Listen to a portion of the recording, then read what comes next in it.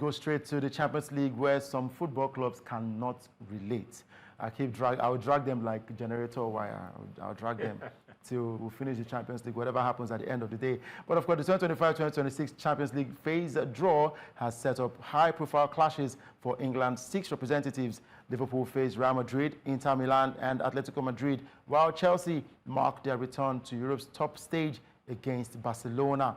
Now, holders Manchester City will meet Real Madrid again, with Kevin De Bruyne returning to the Etihad in Napoli colours. There's also, Paris Saint-Germain were the winners of last year's tournament. Arsenal's challenge includes Bayern Munich and Inter at the San Siro. Europa League winners Tottenham Hotspur clash with defending champions Paris Saint-Germain in a Super Cup rematch. Alongside a trip to Bodo Glimt, and Newcastle United face the toughest path with fixtures against Barcelona, PSG, Benfica, Leverkusen, PSV, Marseille and Athletic Bilbao in a demanding group where they are yet or on the verge of losing one of their top men, Alexander Isak.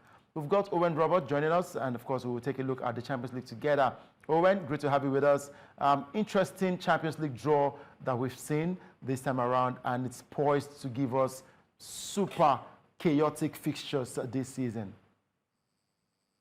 Yeah, definitely. I think when UEFA brought in the new format this time last year to kind of abandon the 8 groups of 4 and to go into this big league of 36, one of the main objectives of that was to make the big teams meet earlier.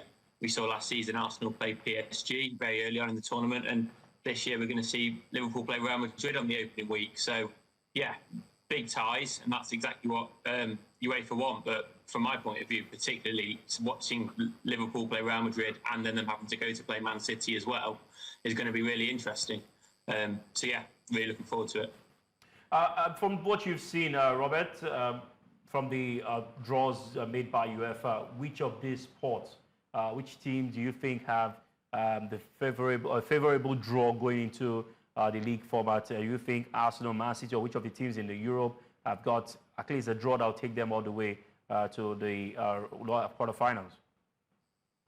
Yeah, so I was actually looking at this in a bit of detail earlier. So if you kind of take the average UEFA coefficient of the sides that the English sides are going to have to play, Arsenal have the most favourable draw. The average UEFA coefficient of the teams they're going to have to play is 69.56. So obviously they've got to play Bayern, Inter, Atletico, and they've got sort of more favourable games against Club Brugge, Olympiacos, Slavia Prague, etc. And then actually Man City have got the toughest draw. The average UEFA coefficient of the teams they're going to play is 77.09. So, yeah, they've obviously got to face Dortmund, Real Madrid, Leverkusen, Napoli in there as well. So, obviously, De Bruyne is going to be returning to the Etihad there. So, yeah, I think probably Man City have got one of the toughest draws, along with Newcastle, I think, like you mentioned earlier. And Arsenal would probably be the most favourable one, I think. Right. Looking at the teams from England playing in the Champions League, we've seen Arsenal do good business this season when it comes to the transfer window. Chelsea have done likewise. There's also Manchester City and Liverpool. Do you think Newcastle United, with the problem that they are having, most especially with Alexander Isak, do you think they can go far in this year's Champions League? And also with Chelsea as well, with the money they've spent, which of these teams do you think will go all the way? Yes, the start of Newcastle then. It's obviously been a tough summer for them. Isak hasn't left the club at the moment, but he's not training with them. He hasn't played in any of their league games. So if they don't get a striker in between now and the end of the window on Monday, I think it's going to be a very difficult first half of the season for them. They're either going to have to reintegrate Isak, be interesting to see how that goes down with the fans, or they're going to sort of just abandon him and try and play without a striker. I mean, Anthony Gordon potentially might play as the number 9, but he's obviously on a suspension at the moment after getting sent off. So, yeah, interesting with Newcastle. I mean, 2 years ago when they win the Champions League, they had a really tough group, didn't they? They had Borussia Dortmund, PSG and AC Milan. And obviously they just fell short of getting out of that group. A bit different from this time around, because obviously they're going to play the 8 games and a different range of teams. They're obviously going to have to face PSG again.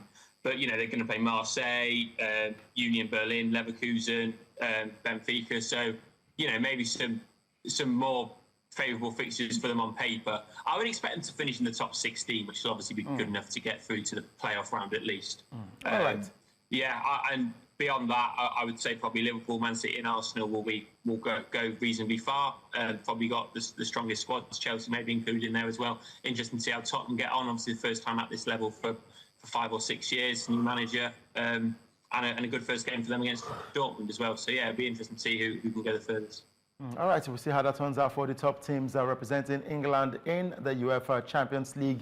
But Owen, before I let you go, this summer, I don't know if it's the same for you, but a lot of fans have said this is the craziest summer transfer window that we've seen in a long time, most especially in England. Do you agree with this because of the money spent, the players who have come to England, and the pressure on these coaches to deliver? Perhaps. I think naturally more money spent every year, isn't it? The transfer fees get bigger and bigger. We've obviously seen some big names come to the Premier League this summer. Liverpool have brought in Ekitike, Man United have brought in Sesko. So, yeah, and Arsenal have brought in Gyökeres. So big sides making big signings from elsewhere outside of England. Yeah, I think it's more just a natural trajectory that teams are going to spend more money as we move forward. We've seen that before, so I wouldn't necessarily describe it as a crazy off-the-scale summer. I mean, 7 years ago or 8 years ago now, 7 I think, obviously the Neymar transfer that was nearly 200 million, and that was 7 years ago now. So I don't think you can say it's maybe the craziest summer, but it certainly has been a lot of business done by the big sides in England. All right, a lot of business done by the big sides in England, and we'll look forward to seeing how they will perform as the season enters into match week 3. Thank you very much, Owen, for joining us today. Always looking forward to your analysis on the show. Always a delight having you. Thank you for joining.